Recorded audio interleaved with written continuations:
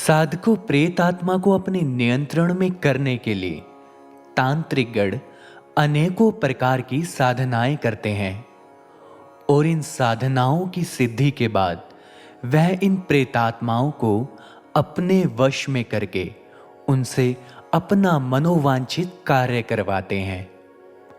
तो नमस्कार साधकों, मंत्र साधना में आपका स्वागत है।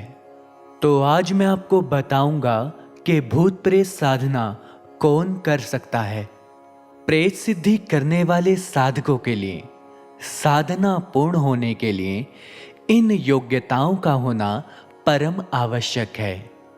अगर ऐसा नहीं होता है तो प्रेत सिद्धि संभव हो ही नहीं सकती। तो चलिए जानते हैं प्रेत सिद्धि करने के लिए साधक की कौन सी योग्यताएं होनी चाहिए। साधक स्त्री या पुरुष को 18 वर्ष से अधिक उम्र का होना चाहिए और साधक साधिका को मानसिक रूप से दृढ़ संकल्पी होना चाहिए।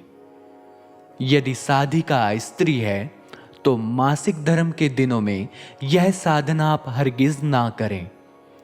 गर्भवती स्त्री, नाबालिग स्त्री या पुरुष और 35 वर्ष से अधिक उम्र के व्यक्तियों को इस साधना को भूलकर भी कभी नहीं करनी चाहिए। हाँ, यदि पूर्व से ही साधनारत हो तो बात आपकी अलग है।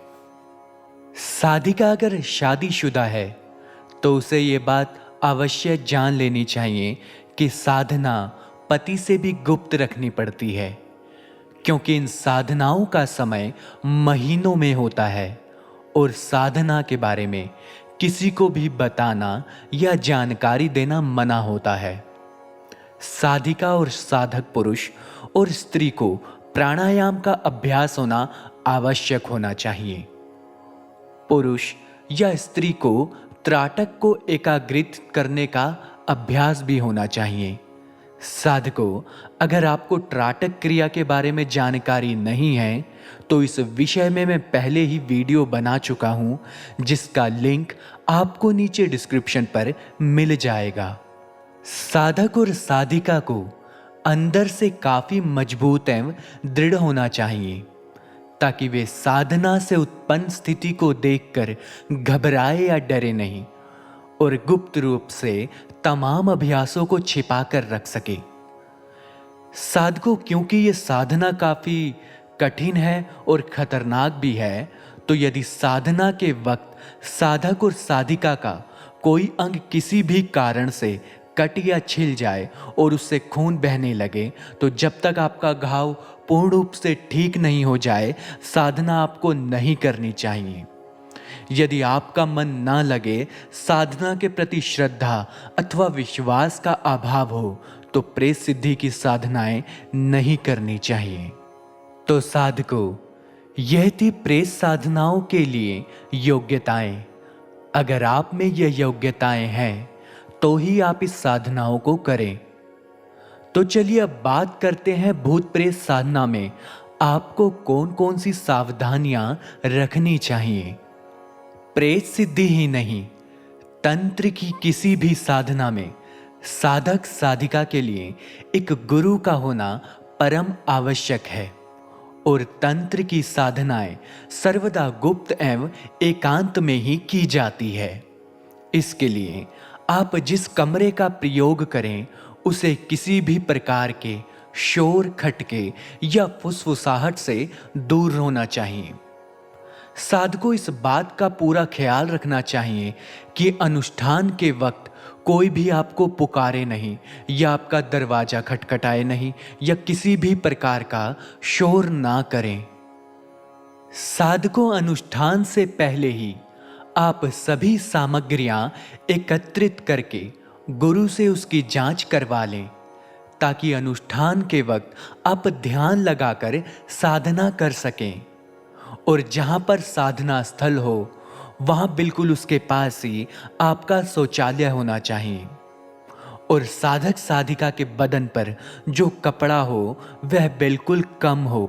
साधकों, साधना के समय वस्त्रों में लाल, काला, पीला, सफेद, गेरुआ आदि वस्त्र ही आपको पहनना चाहिए और प्रेत सिद्धि की साधनाएं आप अर्धरात्रि में ही करें। साधना के समय साधक साधिका को प्रेत सिद्धि के लिए प्रत्येक दिन तुलसी का रस, 5 काली मिर्च और 5 गुलाब की पंखुड़ियां अवश्य लेनी चाहिए।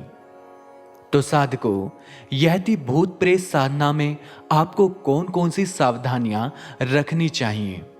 और कुछ साधक साधिका इसके स्थान पर मुर्गे और कबूतर के रक्त और मछली के तेल का भी प्रयोग करते हैं। तो यदि आप ऐसा करते हैं तो आप गुरु के सानिध्य में रहकर ही करें, क्योंकि अगर इस साधना में आपसे किसी भी प्रकार की चूक होती है तो आपकी जान या आपका मानसिक संतुलन भी बिगड़ सकता है।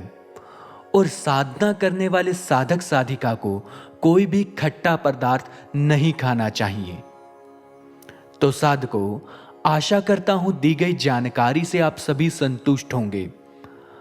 आज इस वीडियो में मैंने आपको भूत प्रेत और तंत्र की कोई भी साधना करने के लिए एक साधक साधिका में क्या योग्यताएं होनी चाहिए और क्या उन्हें सावधानियां रखनी चाहिए उसके बारे में बताया है।